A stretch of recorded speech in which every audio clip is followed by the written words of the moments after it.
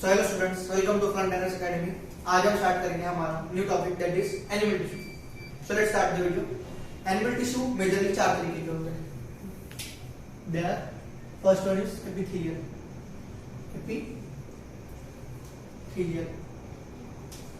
Second one is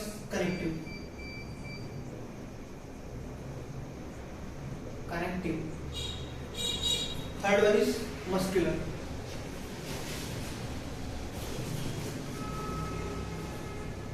And the fourth and last one is neural.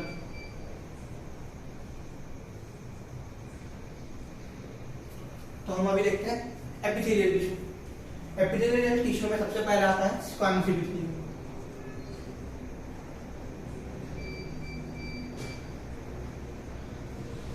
Squamous epithelium जो होते हैं वो बहुत ही थिन होते हैं, बहुत ही पतले होते हैं और वो टाइल लाइक फॉर्मेशन में होते हैं। जैसे किसी घर पे टाइल होती है ना, उस तरीके से, यानी इस तरीके में फॉर्म होते हैं। ये सब को पेवमेंट फॉर्मेशन भी कहते हैं।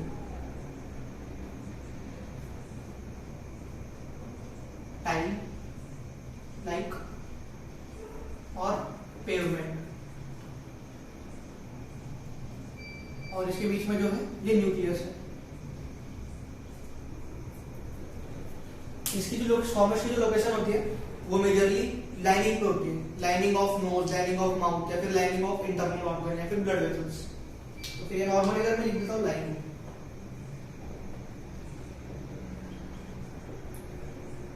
और जो सेकंड टाइप के है वो है क्यूबॉइडल।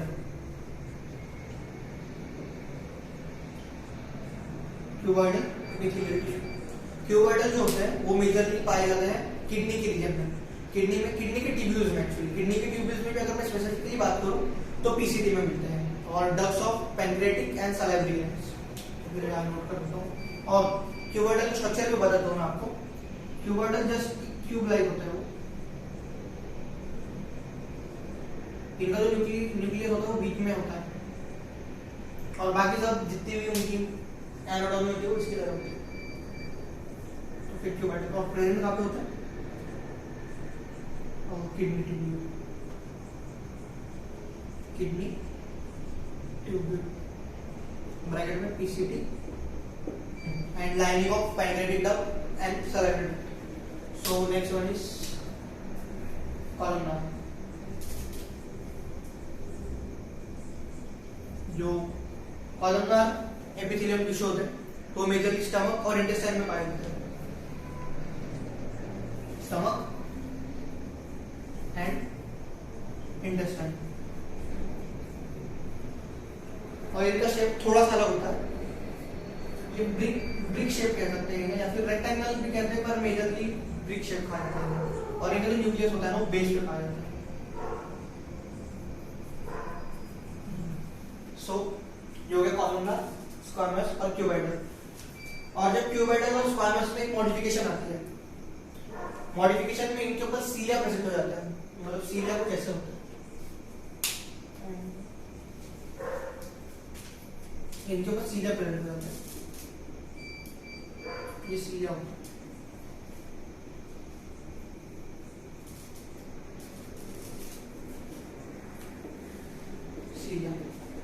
सीलिया क्या होता है? सीलिया होता है protoplasmic extension.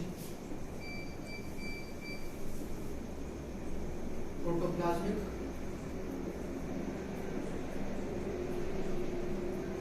Extension.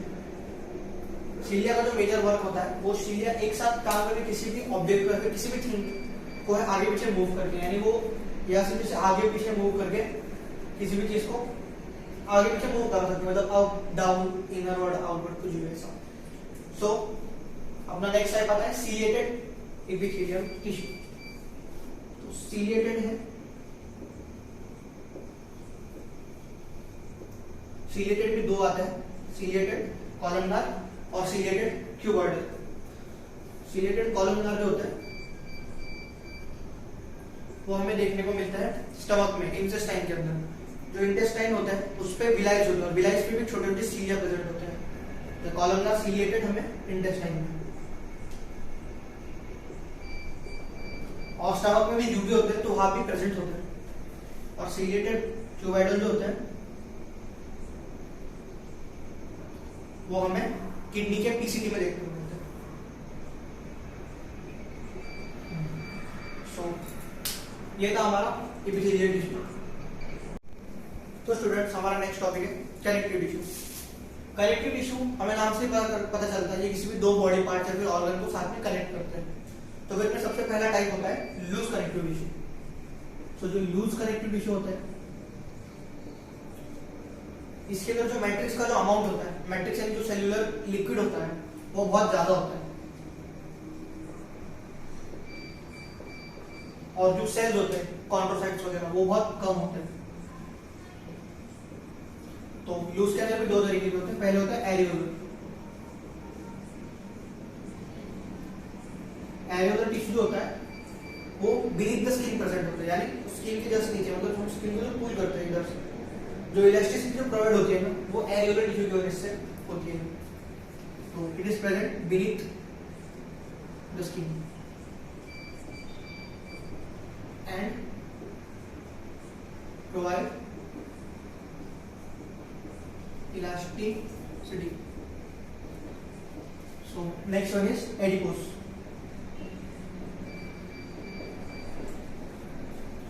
Adipose tissue जो होता है वो मेजरली ऑर्गन को सराउंड करते हैं और स्किन के बीनीथ ही प्रेजेंट होते हैं।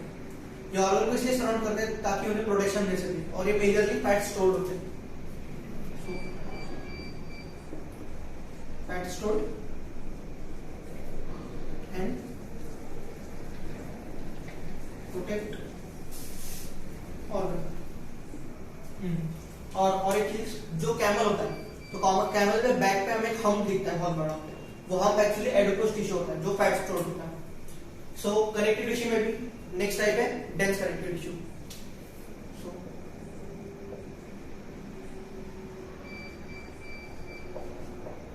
सो डेंस कनेक्टिव टिश्यू दो तरीके के होते हैं। पहले होता है लिगामेंट्स,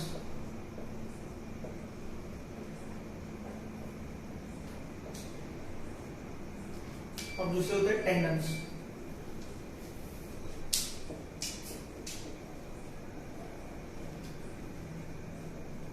जो लिगामेंट होते हैं वो बोन टू बोन कनेक्ट करते हैं,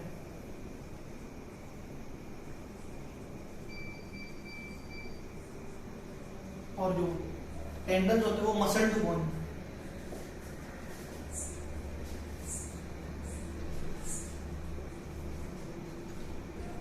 सो tendons muscle to bone, ligament bone to bone. और इन्हें लूज कहा जाता है क्योंकि इसमें मैट्रिक्स का अमाउंट ज्यादा होता है, सेल का कम, और इन्हें डेंस कहा जाता है क्योंकि सेल का अमाउंट ज्यादा होता है, मैट्रिक्स कम। सेल का अमाउंट ज्यादा, मैट्रिक्स का कम। सो स्टूडेंट्स, ये थे हमारे लूज कनेक्टिव टिश्यू और डेंस कनेक्टिव टिश्यू। तो अब हम देखेंगे third type of connective tissue, that is supportive connective tissue. Third type is supportive connective tissue.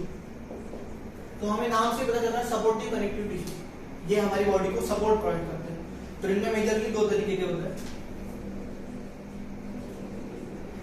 Cartilage, और जो दूसरा तरीके के होते हैं वो होते हैं बोन्स। कार्टिलेज जो होता है वो सॉफ्ट एंड नॉन पोरस होता है, soft and non porous.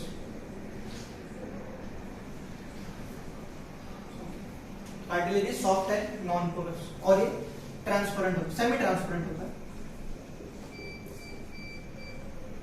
Semi transparent and elastic. और इसमें ब्लड सप्लाई और नर्व सप्लाई बिल्कुल नहीं होता है, no blood and neural, no blood and neural supply.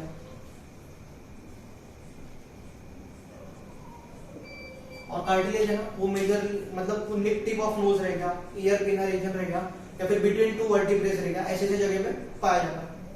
So next is our bone. Bone जो होता है वो hard, porous, hard and porous होता है। और यही इसके अंदर ब्लड सप्लाई और नर्वस सप्लाई प्रेजेंट होती है। Blood and neural supply present. तो fourth type of connective tissue है fluid connective tissue. Fluid connective tissue. Fluid connective tissue majorly दो तरीके के होते हैं, ब्लड और लिम्फ।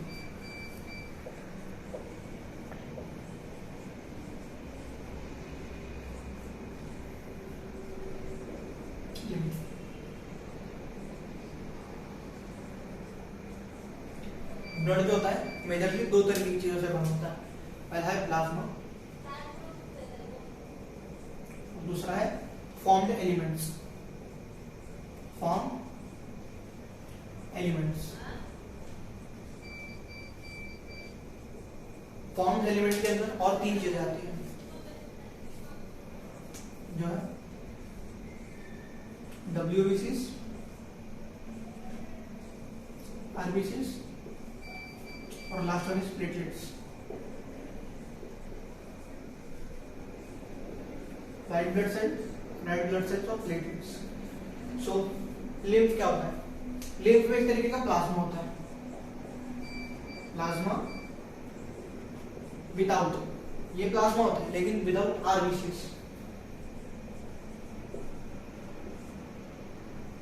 और मेजर नंबर या फिर मेजर अमाउंट में इसके वजह से WBCs प्रेजेंट होते हैं और इसका मेन फंक्शन होता है ट्रांसपोर्टेशन और इम्यूनिटी पर्पस।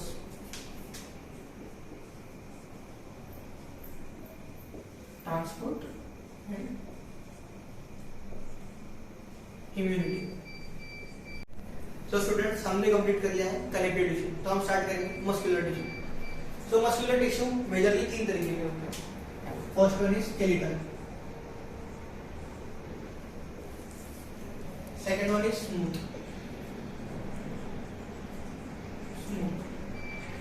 और जो थर्ड वन होता है वो कार्डियक।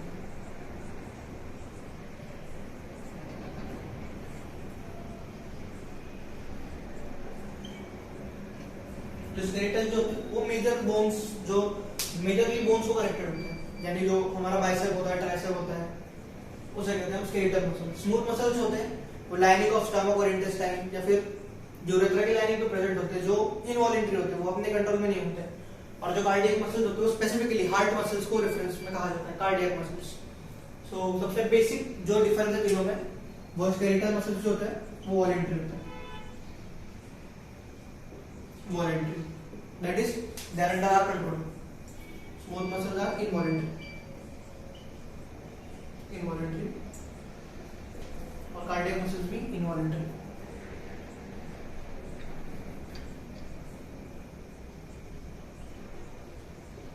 So, जो cardiac muscles होते हैं वो होते हैं यूनिलिक्विड।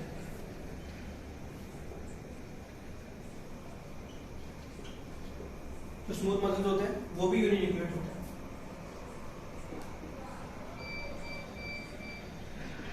लेकिन जो स्केलेटल मसल होते हैं वो मल्टीलिक्विड होते हैं।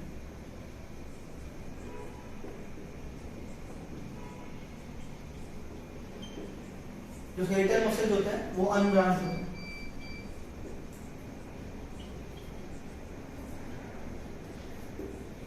स्मूथ मसल्स भी अनब्रांच्ड होते हैं। लेकिन जो कार्डियक मसल होता है वो ब्रांच होता है। कार्डियक मसल्स कुछ ऐसे फॉर्म में प्रेजेंट होते हैं।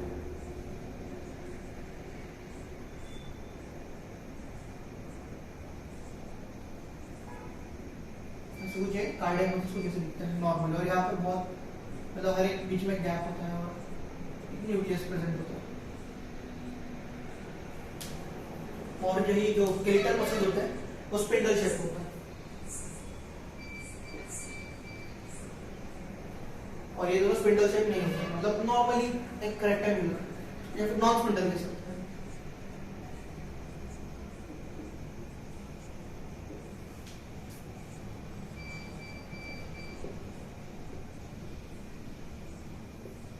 स्पिंडल यानी मैं पहले ये बता चुका हूँ स्पिंडल शेप कैसा होता है, लेकिन फिर एक बार आपको बता देता हूँ स्पिंडल शेप यानी कुछ ऐसे होते हैं। और टोटल जो मसल फॉर्म होती है स्फेरिकल मसल जो फॉर्म होती है स्पिंडल शेप सही फॉर्म होती है।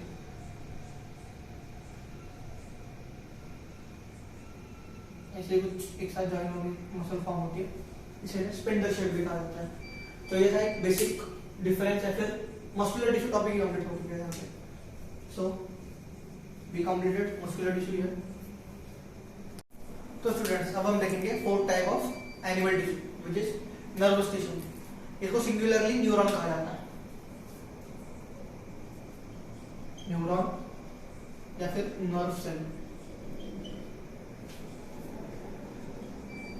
तो ये एक न्यूरॉन को डायग्राम है।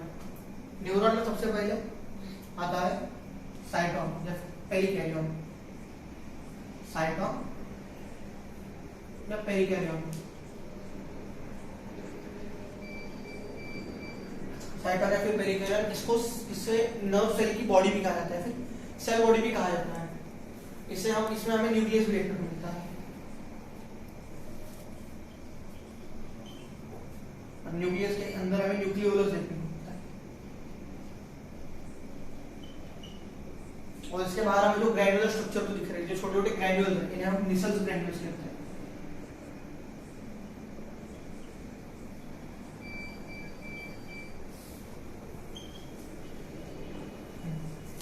और ये जो ब्रांच लाइक स्ट्रक्चर है इसे डेंड्रॉन या फिर डेंड्राइट्स भी कहा जाता है।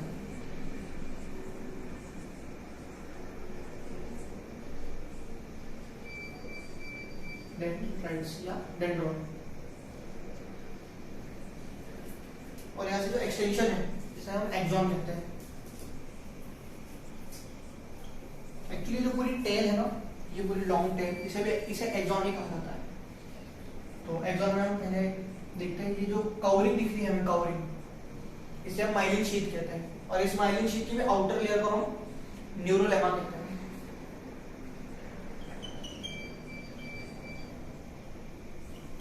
न्यूरोलेमा। और ये जो पॉइंट दिख रहा है हमें इसे न्यूक्लियस कहते हैं। हाँ, इसे माइलिन शीथ कहते हैं, ये बहुत इंपॉर्टेंट है।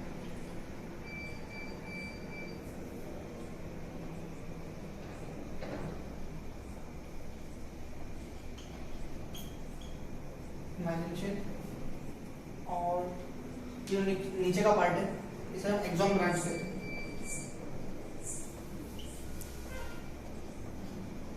और ये जो एक्सॉन ब्रांच है वो आगे जाके किसी न्यूरॉन के डेंड्रॉइड या फिर डेंड्राइन को कनेक्ट होती है। और ये जो हम 4-5 जो एक्स्ट्रा एक्सटेंशन देख रहे हैं ना, ये भी एक्सॉन ही होता है। ये 4-5 में से कोई भी एक एक्सॉन बहुत लंबा होता है, बहुत लंबा यानी मीटर्स तक भी लॉन्ग हो सकता है कुछ न्यूरॉन्स, कुछ एक्सॉन्स। और यही एक्सॉन, वो जब एक्सॉन बहुत ज्यादा लंबे हो जाते हैं या फिर मीटर के लेंथ तक चले जाते हैं तो फिर कुछ इतने लंबे बन जाते हैं, इसके अंदर फिर माइलिन शीथ सब आ जाते हैं। और माइलिन शीथ के बीच में हमें जो गैप दिख रहा है इसे नोड्स ऑफ रैनिगर कहते हैं। Nodes of Ranvier. So students, हमारा नर्वस टिश्यू कंप्लीट हो चुका है और इसी के साथ हमारा एनिमल टिश्यू टॉपिक भी कंप्लीट हो चुका है।